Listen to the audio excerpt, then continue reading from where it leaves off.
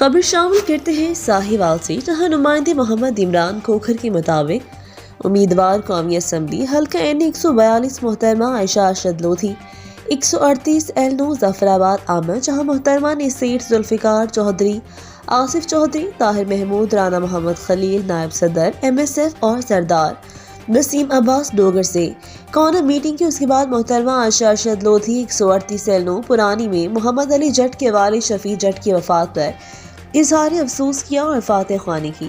इस मौका पर राना मोहम्मद खलील चौधरी, ताहिर महमूद, राना मोहम्मद असगर, नायब दीबी, साबिका कौंसलर सरदार वसीम अब्बास डोगर, यासीन सयाल, इमरान फजल खोखर, चौधरी वकास शहरी, चौधरी अरशद भी मोहतरमा के हमरा थे।